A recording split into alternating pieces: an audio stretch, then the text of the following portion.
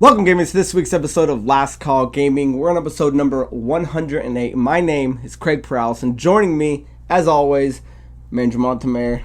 Here's to another 100 and great more episodes. Hey, it's October 1st, first one of the new month. I know, happy spooky season. I love fucking Halloween because or just October in general, because it's the time of the month where there's always something good to watch on TV because there's so many like horror related things, or even, you know, like lighter shit like fucking Halloween Town or whatever. Well, even when you go to like stores, like going to Walmart or Smith's or something like that. Way like, cooler. I just like that everything changes. Everything gets like a unique look to it. All the aisles start looking, you know, like they put the cobwebs up and the spiders and stuff. I just like that and Christmas, like the two good times of the year that like everything seems to change and like everybody's completely comfortable with it. I was gonna say, that's why I think it's like October to Christmas is like the best time of the year. Yeah. Easily the best time of the year. So, hope you guys are doing well. But if you guys are watching the YouTube version of the podcast, do us a favor and jump down, leave us a comment, hit subscribe if you haven't already subscribed, hit that like button, and if you can, share this with a friend. We are giving away an Xbox Series X. Details will be at the end of the show, but the more you share to people,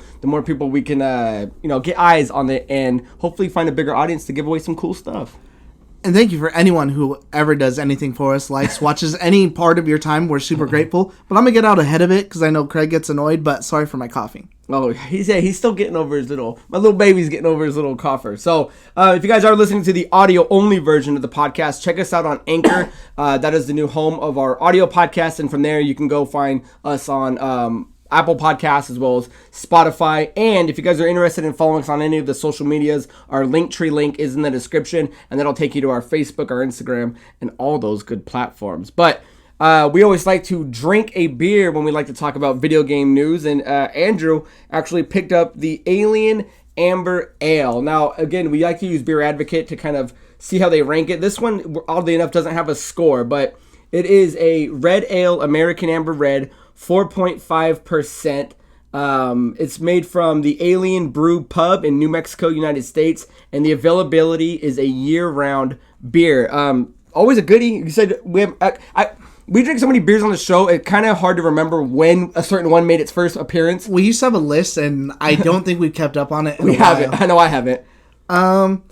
I don't know. I'm going to have to take a big drink right now, but I feel like I can't taste it. I can just taste that I'm drinking a beer. So I think this is another one COVID robbed of me. So I remember this beer being like really, really good. And it's kind of, I think I wasn't really too big into like beers before. I'd kind of just drink whatever, but it was mostly like Bud Light or whatever kind of shit was there. This was the first beer I ever had that kind of really got me to venture out and start trying IPAs, different dark colored beers, whatever, instead of just only drinking like light or, you know, shit like Keystone or whatever. And one of our favorite bars in town, Bearded Gentlemen, they sell a lot of Alien Amber. So that is the place where we like to go and drink these. So if you guys have a beer at home, drink along with us. I tasted a little. Oh, is it starting to come back? Starting to rejuvenate the old palate? I tasted a little. Maybe it was the gum that I had earlier that's overpowering it, but... So if you guys feel free to recommend a beer to us, and we'll try to find it and drink it on the show. Just leave it down in the comments below. And since it is spooky time, if you could recommend a good Oktoberfest related beer, because those are always really good. Usually kind of, even if you get like the cheaper, like shitty or brand ones or whatever, I don't think I've had like a bad one. I know. I would like to do like a Fat Tire Werewolf. I think they do one like that, and then I think Sam Adams does like an Oktoberfest. So. Sam Adams one is usually pretty Even good. if no one recommends it, we'll still steamroll it and get it. So, so before we get into our main story, guys, we'd like to do What Are You Up To, where we take a minute to talk about what we've been playing, what we've been watching, and if we have any trips going on. So, what are you up to, Andrew? I'll let you go first because I got a cough. He's coughing up a storm over here. So, what I've been watching is I just went and saw Venom, Let There Be Carnage. It just came out today, October 1st. It's the film by Sony. It's a good movie, and so I won't say too many. I'll do my best to not spoil anything for anybody, but I don't think the movie was as good as I wanted it to be. Like, I'm trying my hardest to like love it, but at the end of the day, it's probably the same as number one was. It's a solid 7, maybe an 8 movie. Good action. It's just some of the dialogue in it is still like cheesy. Like, it looks like it was a movie that was kind of made in like the 80s, but like looks good in 2021, like all CGI'd. Like, he's literally hanging from a point on a cell phone, and she's asking him what he's up to, and he's like, "Oh, hanging around." Like, it's still doing. I think that was in one of the trailers. Doing some like dumb stuff like that. But I will say that The action is top notch. Woody Harrelson as Cletus Cassidy. In my head, he did a really good job doing it. The only kind of shitty part I would say is they didn't really explore Carnage enough. Like in the trailer, when Venom sees Carnage, he's like, "Oh shit, it's a red one." Like they didn't dive into like what that even meant. They didn't get into like why Carnage would be like more powerful than Venom or anything like that. So as the comic book fan in me, I was like, well, I would like to know what the movie background is for this, but they didn't really dive into that. They do mention like he calls him father, but it's like I think that was just a nod for comic book fans. It's got good actors in it, like Michelle Williams. She was in the first one, and then Naomi Harris is in this movie as well, and Stephen Graham's in the first one. But like, it didn't seem like they had big roles at all. Like they're in the movie and they have their scenes, but like it seemed like Naomi Harris, like she's in the movie, she's kind of like shoehorned in just to like fit the plot that like Cletus Cassidy needed like some motivation to move his character along. But I would say hands down the best part of the movie, and hopefully it doesn't get spoiled for you guys, is make sure you watch the post-credit scene. Like I heard it's a banger. It's a game changer. So I just saw that movie. I would go say watch it in theaters if you can, but I would probably go see Shang-Chi twice before I went and saw Venom 2 twice. So as far as what I'm playing, I just started playing Kena Bridge of Spirits, which is the new game from Ember Lab, who look good. Yeah, they're established back in 2009. They kind of did like commercials and app building, and this is their actual first game that they've actually done. It's beautiful. It looks like you're playing a Pixar game, like or a Pixar movie. And the graphics are really good. The combat's like action platform, some puzzle solving, and she has this staff, and when you level it up, you can kind of start turning it into like a bow, grenades, a grappling hook. But essentially, her job is to move spirits that refuse to go to the next plane because they're stuck in the physical. And when you start learning the story, like this whole village got like bombed because like this mountain blew up. So you start learning kind of these sad stories of these people and like how they died and like who got left behind and has been waiting for them and things like that. So it's unfortunate because it's a PS5 exclusive right now. It's a timed exclusive, so eventually it will be on Xbox, but right now I'm playing on the PS5, and I gotta say it is great. And then as far as plans at the end of the weekend for tomorrow, I'm actually heading to Phoenix to go see a Diamondback game. My buddy Pat got awarded a grant, the Diamondback grant, which I think he got like 10 grand for the school, so he's actually getting recognition on the field. Like he'll be down there, and he got some extra tickets, and he invited us to go. So tomorrow I'm going to go see my first baseball game because I've never been to a live one. And then the next day when I come back, I'm going to Vegas to go see a Tech 9 concert. So it's going to be a really packed weekend. That's pretty cool. I actually went to go see the Diamondbacks with Cien, I think like 2 years ago I went. Nice. Because yeah, I've only been to a football game, so this will be my first baseball game. So shout out to Pat Turco, and thanks for the hookup. So what are you about to, man? I've actually just been really hammering out Lost Judgment. I think I had just started it last week. I'm already on chapter 11 out of 13, so I've really been cruising through it. I haven't really been watching too much else, but I kind of want to talk about something a little bit different. Is one of my favorite bands, Under Oath. They're pretty big, especially if you're within that kind of music scene. Has actually been releasing a couple of tracks. I went through and listened to them for their new album that's called Voyeurist. It's supposed to come out this year. I wasn't really a big fan of their last album, which kind of sucked too because they broke up and they were gone for like a while, and then they came back. I went and saw them when they were on their Rebirth tour and everything, and it was amazing. That album was kind of a letdown for me. I didn't like it. I am absolutely loving whatever that they've been putting out. They put out 3 songs. My favorite one so far is called Pneumonia, but it's funny enough, but it's actually really, really good. Kind of gives me that Desolate Earth vibe. So if you're someone who loves Under Oath and maybe hasn't listened to them in a while, definitely go check it out because this new album so far is shaping up to be like peak Under Oath.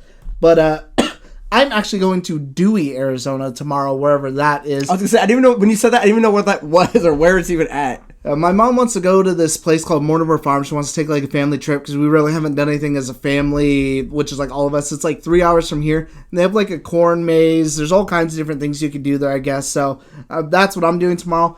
But besides that, and go ahead and leave me a comment if you have any recommendations. Today, as of October 1st, I always do the 31, whatever you want to call it, days of Halloween, which is where you watch a different either horror movie or Halloween related movie like Scooby-Doo and the Ghoul School or, something like that. So just one thing per night. So I don't know what I'm going to start with tonight. So I'm definitely going to have to go home and peruse through whatever. But if you have any cool recommendations or something you want me to check out, definitely leave it down below. If that new, I would recommend, I don't know if you've seen it, but if that new Child's Play, with the one that Mark Hamill does, have you seen that one? No. If that's out on streaming, that'd be my vote, because I haven't seen it, and I'd like to hear your thoughts on it. I definitely want to check that out then. That's what I'm going to do, is I'm going to try to find something a little bit newer. I mean, of course, I'll go through and watch my classic favorites, like, 30 Days of Night, or, whatever. Yeah, you got some time to pick out your goodies and take some recommendations. So that's my one whatever for the show.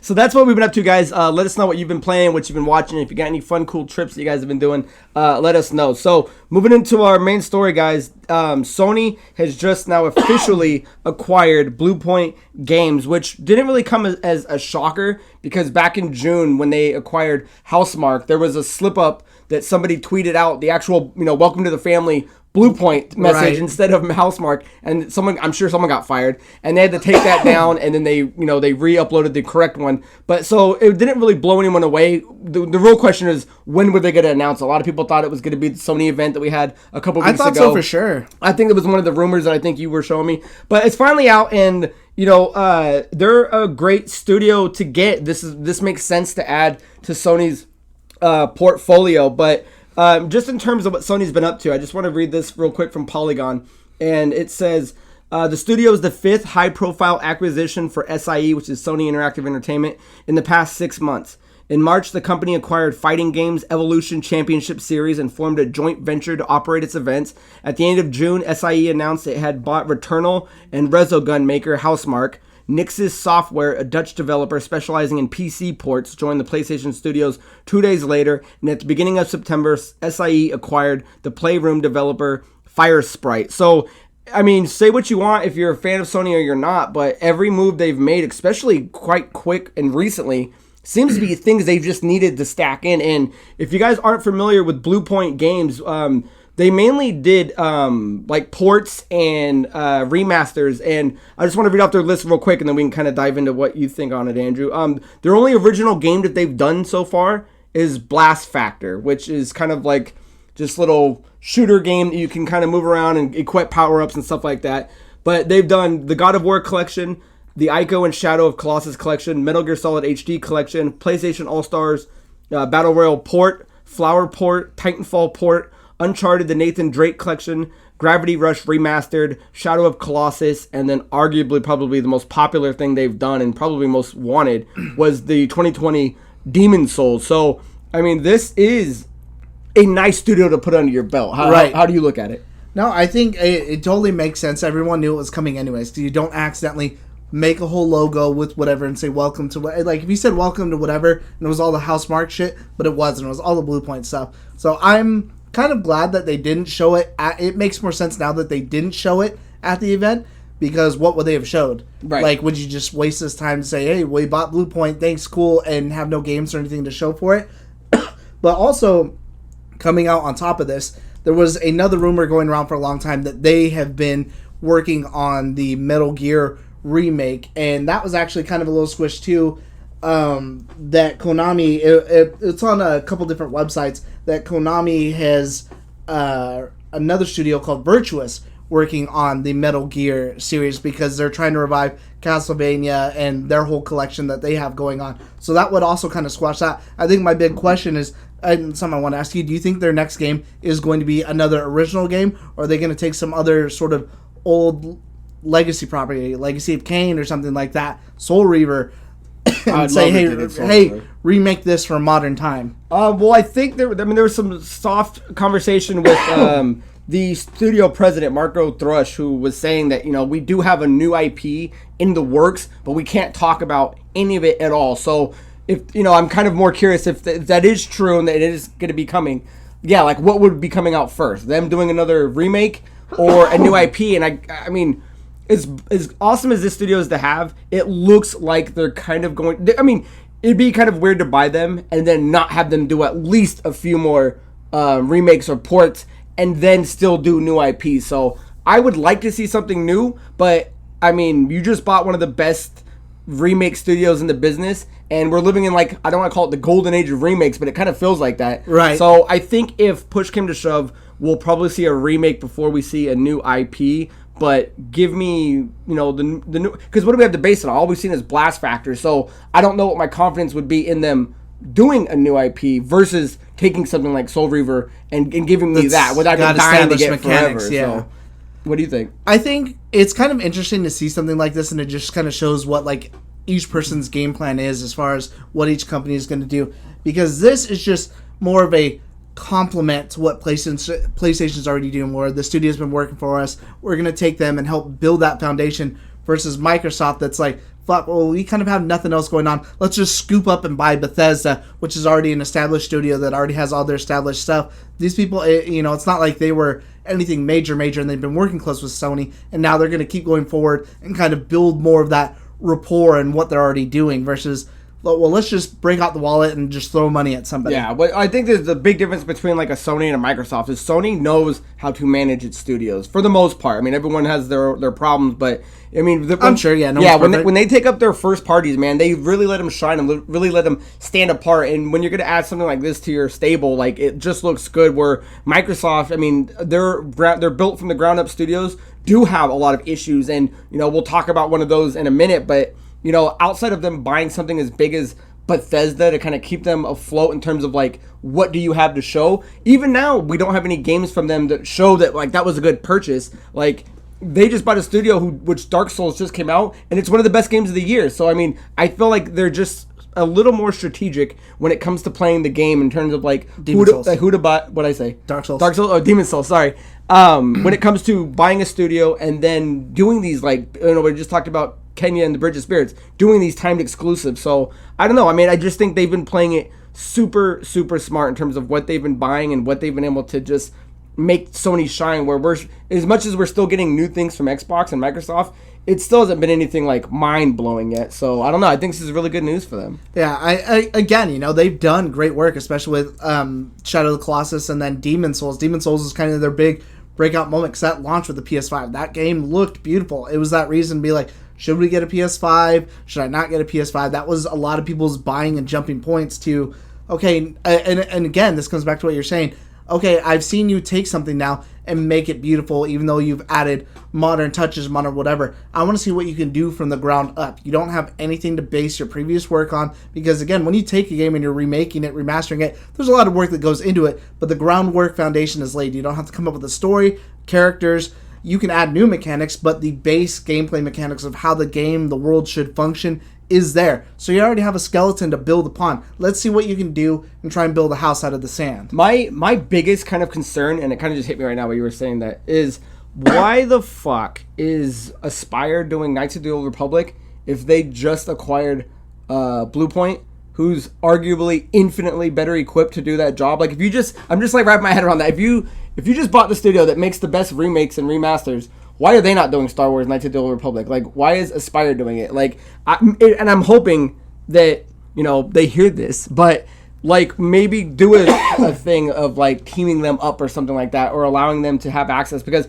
I know a lot of people's biggest concern was, like, hey, it's really cool that Sony got KOTOR, but, like, why is Aspire doing this? And I'm like, well, fuck, you just added Bluepoint. Like, why not get them involved some way or another? Because if they mess this up, this would probably be one of the biggest blunders Sony might have if you mess up KOTOR. And, like, why not put your big guns on it? I think it's probably more to do with the fact that that game has, like, KOTOR right now has very murky wording around it. It says, like, timed exclusive. We don't know how long or what that even means. That Aspire isn't that studio that they don't own Aspire, right? As far as I know. No, I don't. I believe they're second so, party. If they had Bluepoint do it, they own Bluepoint. They own Insomniac. If they had a studio do like that, then that game would probably have to be a PlayStation hardcore exclusive to where it's not coming to anything else. So that's probably why they have Aspire on that, just because that's leaving that door open to, okay, we're going to kind of... I doubt they're bankrolling it. I'm sure this game would have got made without them. I'm sure they just paid for the exclusivity after they heard this was being made. Hey, you know what? We'll pay for the exclusivity, and you have whatever this other studio is making. We won't have anything to do with it. We just want the exclusive rights. You can release it to whoever after a year or 2 years, whatever that deal may be. Yeah, because I know they're supposed to be they're supposed to be like helping build the world using like their tech to make KOTOR. So I get what, Aspire isn't locked behind them, and that way you can stop Microsoft get it and stuff like that. But like, if you're gonna allow that in, then at least let these guys put their hands on it. But I see what you're saying. Yeah, why put all your good stuff on it when it's still going to go to the competitor. And that's kind of how I took some of the other stuff where they're like, okay, we're going to help them with our tech. Like, what's that mean? Okay, we have access to like a grade A dev kit, and if you have questions, just go ahead and call us. We'll answer. Versus, no, we're going to send the top people who from Guerrilla Games, hands down, personally teach you how to do all this stuff that's whatever, which I doubt is what it is. I think it just means a little bit more like, hey, I mean, if you have questions, go ahead and ask, and we'll answer. Yeah, I guess that's a fair again, point. I may be wrong. That's kind of more how I took it once it was up in the air about that exclusivity. Yeah, I just want them to be doing new IPs, but it's like, even if we did see a new IP out of them, I mean, we're in 2021. You probably wouldn't even see anything until like 2024, 2025, I'd imagine. Yeah, especially with the pandemic going on. I mean, there's no way that they're going to crank it. I mean, I guess they could have been working on something since Demon's Souls, but that's only 2 years out. So maybe end of next year at the soonest, but then that's competing with God of War. So I would think 2024 is the soonest you might see something. Yeah, so I mean, it's interesting news, and I think another smart move by Sony to grab this team, even though we all kind of knew it a few months ago. It is nice to just have it out in the open, and then now we can kind of think about what would be their next move to do. So I'd rather see it now than them do another conference and they're like, oh, by the way, we've acquired Bluepoint, and then them come out and talk about nothing. It's like, all right, cool, we already knew that. Now you're just not wasting my time, and I appreciate that. Yeah, so I mean, again, nice that they didn't bone us on that one. So leave your comments down below, guys. What do you think about Bluepoint joining Sony? It does kind of suck that one of the best remakes companies in the business is now under Sony's umbrella, which means you're not going to get Xbox games like that anymore, but this is the way Sony likes to play the game, and this is how they're moving forward, and it's still a smart move. So who knows, the next game could be dog shit. So with that done out of the way, guys, that is our main story. We're gonna move into riffing it up, and I'm gonna go first on this one because I would like you to go first. I super appreciate that. Is the Halo Infinite open beta is now finally out this weekend for everybody. They just did a flight. I believe it was last weekend. I think you still needed a code for that to get invited and have your get your playtime with the new multiplayer, because the first one was bots. Now there's multiplayer involved. So this weekend which is way better. Yeah, is now open to everybody. So if you guys are watching the YouTube, I'll pop up a thing real quick that shows the schedule, but it's running Friday, which is going to be October 1st, and it ran from 2. Because what they're doing is they're breaking it up into like 4 different sections. It's 10 a.m. to 2 p.m., and then 5 to 9, and then there's 6 to 10 p.m., and then 1 to 5 a.m. So they're also going to do that on Saturday. They're going to do it on Sunday, and then Monday it's going to end. And so you have all weekend to enjoy it. And so, like I said, the original one only had bots, but now that the multiplayer is out, what they're focusing on is mainly you can play the big team battle and the social arena. So you can go from games that are 4v4 to the bigger maps that are 12v12, and you can start getting all the vehicles. Some of the modes that they're listed are the Arena Slayer versus bots, Arena Capture versus the Flag, Arena Stronghold versus bots, Arena Slayer, Capture the Flag, Arena Strongholds, Big Team Battle Slayer, Big Team Battle Capture the Flag, Big Team Battle Total Control, and Academy Weapon Drill. So pretty much they were letting you get the full reign of it. We were playing a few games earlier. Andrew, I don't know how much you thought changed about it, but you were the last one playing it. What did you think of the new multiplayer? It felt way better to not play it against the bots. I had to switch around some of the controllers, but I had a lot of fun. I played Team Social, which is the smaller just team deathmatch, and then I also did the big team battle. I don't know what the mode was called, but there's like a bunch of different points that keep switching from spot to spot, and that's kind of what you're fighting for. I actually really, really liked it a lot. It really feels gold. Good. I actually want to get home so that way I can keep playing, get in a squad and play with like my brother, and who knows, maybe we'll jump on or something like that. But I'm super stoked for the game. Like, this feels really, really good. There's a couple things that I kind of don't like about it, but I kind of want to hear your thoughts first before we dive into like maybe some negatives. Yeah, so me, Dante, and Brian jumped on earlier because I didn't get a chance to play it all last week, so I can't really critique what last one was. But after playing this one, it's kind of clear that you can see that there's an adjustment in the assault rifle, that the time to kill has been adjusted. Even when you're running the maps, they kind of rearrange some of the power weapons and some of the normal weapons that are on the map. So even if you were kind of memorizing what the last flight had, the new one kind of kept you on your toes by changing a few things up. Gives you a little more time to kind of be familiar with these weapons. The BR is still doing very, very impressive work. The Commando, I believe it's called, that's a really nice weapon to play with. So when we were playing it mine kind of had a problem. My Y button for some reason wouldn't work, and I thought it was my controller. But when I went out, I mean, my Y worked fine. So when I was playing, I couldn't switch to my pistol to keep the game running. But we kind of were running into some tough spots. We were kind of bullshitting around, and then we kind of started getting into our groove, and we were like, starting to mess people up. And then we went to go to the movie. So I didn't get to play much today outside of maybe like 5 Slayer games. But I got to say, it does feel extremely smooth. I don't know if, obviously we're going to get into some of the issues with it, but it's just, it's nice to play. Like the grappling hook is really nice to mess around with. We were talking about how the equipments now are just kind of better to, instead of just running over them, that they can be planted on and kind of give you that second buff. So overall, I think the game is tight. And if this is what we're going to be expecting on December 8th, I think it drops, that I'm really excited for it. Yeah, I think that was one of my favorite changes. What he's talking about is when you go over the overshield, one, you still have to pick it up. You don't just run over it. But two, there's a little bit of a delay, about 2 seconds, because it's an equipment. Then your guy goes like that, slaps on his chest before it takes effect. So I like that change, because then you don't have those people that are just sitting there waiting for it and then just running out, running over it, and then trying to get kills. So that kind of stops those campers. That's actually what ended up happening when I was playing, is the dude ran over it, and I didn't know that yet, that you had to slap it on your chest. I ended up killing him really quick. And then I was able to pick that up and activated it and just kept running around and doing whatever. But I actually really, really like that change. So there's a lot of cool changes that seem to make sense, but there's some other ones that are kind of questionable. What did you hate? I think the biggest thing that I don't like about it, and again, these are maybe just gripes, it wouldn't stop me from playing the game, is I don't like that the enemies are outlined. So if they're within your line of sight, doesn't matter how far away they are, apparently. It could be sniper distance, because I'm far away with my pistol. Without aiming at them, without even looking at them, if they're within my peripheral, I could be aiming, free firing, just hip firing at someone over here, and if someone comes over here, there's a red outline that goes around the enemies. And I do not like that. Yeah, it sticks out like a sore thumb. It makes you stick out. It kind of defeats the purpose of sneaking, especially if someone isn't paying attention. Let's say a sniper's watching down the lane in a valley and you're crouched trying to come down the left or run down the left or something like that. You're instantly going to see that person. There's no hiding that.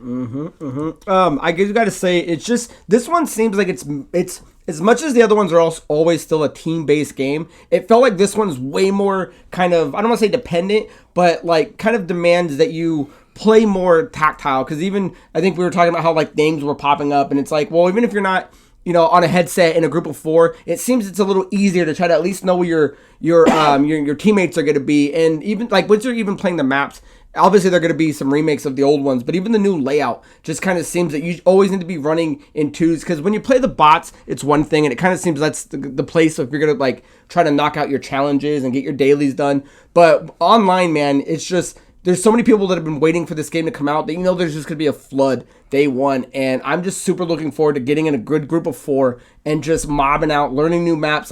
That's kind of been the biggest thing. I miss those days of just being oh, what map did you guys play today? How many capture the flags did you get? I don't know. I'm these super maps excited. Yeah, every map I was playing, all of them were really fun. I mean, I remember in my head, I can vaguely describe the Vanguard map to you, and I played a lot of the Vanguard. These, I only played it a few times, and I've already got it down to okay, whatever, I know I can do this jump or whatever. If you were to tell me the name of the map, might not know it, but if you described it, I'd be oh, okay, yeah, that's there, this is here, that's there. Mm-hmm. So, unless there's anything else you want to go on to, it was pretty much a soft reminder that if you guys haven't got a chance to play Halo Infinite, this will be the last weekend, I believe, up until the day of release, come December 8th. So if you guys have been waiting and you never got a code, or you weren't part of the Halo Waypoint, this will be the open beta to get your hands on it and at least taste a little bit of it and see how nice the game I think it looks. So even if you don't like it, play it and leave that feedback for me that you don't like the red outlines on the enemies. Yeah, so that's my riff, my man. What do you got? My riff is actually going to be about something that happened last week, and that's where they announced, or maybe it was the week before that, where they announced that Crystal Dynamics is going to be joining the initiative, not as a team, but to be helping them build Perfect Dark, or whatever it is that they're doing with that game. Now, I at first kind of took that as a negative. I was like, well, if this team can't, it's a brand new team built from the ground up, they can't even build their own game. And I saw a lot of other people online take this negatively. But I think it was Wednesday, Jeff Grubb wrote an article over on VentureBeat. We'll probably link it. Definitely go check it out, because he kind of describes why this isn't a bad thing and how that's sort of working. And what he had to say pretty much is that, and something I didn't even really take into account, because right now, when you read something online, everything's kind of like a hot take, is the idea that, yeah, the initiative is built from the ground up, but that's a studio built in a pandemic. So one, it's hard enough to find help, but to be able to build something like that, to build this brand new game, this brand new everything from the ground up, with a team that maybe you had a hard time finding people during this, crazy time that we're going through, it totally makes sense to be able to be like, hey, would you mind coming and helping us out as we're just going to ramp up? Maybe we did all the hard stuff. It's how we want the game to work, how we want the art design, how everything's going to play. We just need someone to physically help us build it. And that's what this is for. So it's more that they're just there to help as they're ramping up production versus, fuck, we can't design it. We don't know how we want it to work. We don't know how we want it to shoot. We don't want to, which is more how I was taking it initially. I guess my first just kind of like eyebrow was just like, well, why didn't they just get another team that they own? Like, why they have multiple first party? Maybe they're busy building. Well, that's what I'm saying though. Like, so why wouldn't you just pull? So Crystal Dynamics has spare guys. They're not building anything. Well, it's not right like now. the Avengers doing any good right now. So, I mean, I like it too. When I first heard it, I was like, okay, cool. I just like hearing the camaraderie of like, hey, we need a little help to get off the ground. Who's out there that could help us that knows what they're doing for the most part, and we can get to do this. And the fact that Crystal Dynamics came on board, I thought was a pretty, gentleman type move. And the other thing is just that Xbox and Microsoft, they're just kind of known to like, they want to post things. They want the fans to know what's going on. So the bigger thing I even like is the transparency with this. They're not saying that the initiative couldn't handle this. It's just under these circumstances in this pandemic, as a startup, it's hard to build a team from scratch and add on all these members. So instead of doing that, which is something we can do in 2 to 3 years, why not get some outside help with Crystal Dynamics and get this thing off the ground and get Perfect Dark Project, the best game it can be? Because, I mean, I'm a fan overall of Crystal Dynamics. So when I heard the news, I'm like, cool. I mean, those are two teams. One I have high hopes for, and the other one for me with, like the Tomb Raider series, like I have a background that I know what they do. I generally like. So for me, it was just, I took it as good news. See, I took it originally as bad, especially with all the people like leaving and coming and going with everything going on right now. That I was just like, fuck, dude, these guys can't even manage to get it off the ground. But after kind of reading into it a little bit more, I've actually changed my mind on it. I'm like, okay, like, obviously it's not the world's most amazing news, but it's not bad like what I was thinking. Right. But I wonder if they were just like, hey man, you know what? Avengers fucking sucks. Put it on the Game Pass for us, and we'll help you with whatever game you want to. And that's how they got a little quid pro quo. And that's how they're like, sure, man, but help us with Perfect Dark. Yeah, we'll get you some players, and you get this Perfect Dark game. That's interesting. I'm sure. I wouldn't put money on it, but that'd be a pretty probable scenario. That's another little side riff for you kiddies, is Avengers is coming to Game Pass. Ooh, speaking of kiddies, for your Halloween shout out, you should do the Tales from the Crypt movie. With hey, kitties and ghouls, you should do that. Oh, I'll probably do one of those. I'm forgetting what that movie is called, Demon something. Or you should do Tales from the Hood. Ah, yes, the shit. Yes, the shit. When you said kitties, that's what all I kept hearing was the Crypt Keeper saying that. I usually always watch something like that, or like Creep Show or something like that. I like that. So that is the riffs for the days, guys. If you have any thoughts or opinions on that, drop it down below what you think of Crystal Dynamics helping out the newly founded initiative with the Perfect Dark Project. So, or if you read that article and it changed your mind, let me know. The article will be in the description if you guys are curious on reading it. So we do have one question for the day, and that comes from Zulma Ross, and they write, are you excited for the upcoming holidays? #LastCall. So I do just want to quickly remind you guys, and it will be in the video following this, if you're trying to enter the contest, make sure you put #LastCallX, because we use a program that hunts for the hashtag. So if you don't put it in there, I can't even fix that for you. You'd have to literally edit your comment and add the X. So just make sure that you guys pay attention to that. But as far as the holidays go, Andrew kind of said it earlier. Once October hits to the end of December, man, it's just like, it's just a good time. Like, not only does the feeling just kind of change and like that kind of sing-song in the air, but like from where we're in Arizona, the climate starts. I mean, it goes from 120 degrees. It's already 80 and out. It starts cooling down. So not only does everyone kind of just get a better attitude and want to be outside and enjoy their day, it starts off, October for me is my birthday. So I got a birthday, and then it goes Halloween, and then you have Thanksgiving, and then Mandrew's birthday, and then Christmas and things, and New Year's. So it's like it's just the best stretch of like 90 days, in my opinion, that we get in the calendar season. So I love this time of year. October's a perfect start to like start having a happy soul. I think maybe I just I'm gonna ring back to what I said earlier. I associate it kind of with like TV, like, you know, as being a kid when you're at home. This is the time that all the best stuff is usually online to watch on TV, whatever, the best movies, the best anything that you're doing. You're going on all these trips, so I always associate this time of the year with a good time. But yeah, like you were saying, my cousin's actually coming down this weekend. She's like, hey, what's the weather like? Is it gonna be perfect for the water? I'm like, hell no, maybe if you go to the lake, but that river's way too cold now. They're like, what are you talking about? It's 90. I'm like, yeah, that's way too cold. You don't go to the river usually unless it's like 99 or above. Other than that, you might dip your like legs in. I was like, you should have came a week ago when it was still 110, 115, but now it's dropped. It's in like the 80s. So that's also the better memory that I have, is like now I can start wearing, you know, my long sleeve shirts, my cardigans, my sweaters, all my different things that I don't get to wear through the year, and I only get to wear them for a few months. But yeah, it's only a few months, and there's so many cool different sweaters we like to pop on, and it's just a good 90 days, because I just love how festive it is. Yeah, once fall hits and then it goes into early winter, like even if you're playing games, like this is when the time, generally speaking, is fall, is when all the good games start dropping for the end of the year. And so if there's going to be a ton to play, the movie theaters are opening back up. So like now you're going to get a bunch of good movies. A lot of good specials go on like all the streaming services. So I don't know. The holidays this time is just absolutely like, I think, the best time. So I love the holidays personally. So from October to January 1st, I'm in love. Which month do you take it? October, November, December? I would take... Well, probably December for you. You get Christmas and your birthday. Well, I like October because I get Halloween and my birthday. I would just say October, just because I love, like, I love horror movies, so I love anything horror related. Like, I like October the most. Nice. So thank you for the question, and feel free to leave your answer down below. And if you guys are watching this or listening to it, leave your answer down below. Let us know what you think about the holidays. So let me know if you live somewhere cool, because I always see people online, especially on Instagram this time of the year now too, that live in like Salem and shit like that, where they do all this cool stuff. And unfortunately, where we live, there's not trees. I think that's one of my favorite things is when I go to California. There's all these trees and all the leaves have fallen, so you're just walking through all the leaves. We make a nice Flagstaff trip or something. Flagstaff is another place that does something like that too. Like, just creates that vibe. Like, it's the best time of the year. Definitely. So, like I said in the beginning, guys, we are giving away an Xbox Series X. So if you guys are interested in stealing it from us, take a quick second and watch this clip to let you know how to enter it and how you guys can win.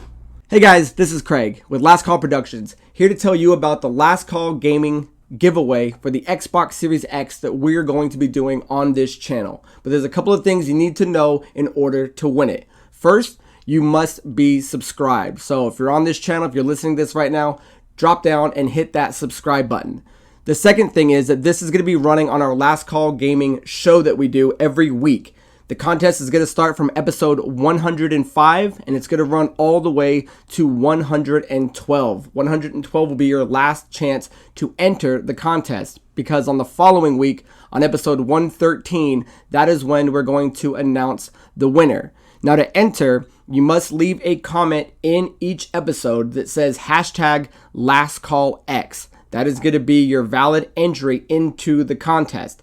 Now, what we're going to do is we're going to pull one name out of each episode from 5 to 12 and put those names into a hat. And then on episode 113, we're going to pull one lucky winner that's actually going to win this Series X. Now, this contest is going to be open for everyone. All countries are available. If there is any issue, please feel free to email us at lastcallproductions@gmail.com, or you can leave it in the comments down below for any questions, and we will get back to you and let you know for sure. The only hiccups may be shipping or anything that might prohibit us from sending it to your region. And as always, guys, good luck. All right, guys, that is the contest. Best of luck to everybody. And with that, guys, episode 108 comes to a close. We will catch you on episode 109. So until next time, my name is Craig Perales, and that is Mandrew Montemare. Cheers. Happy Halloween.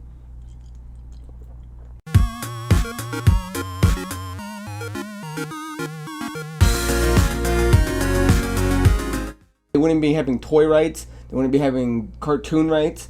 Like, it's more, Comic book rights. It's more than just the movies. Like, everything would fucking change.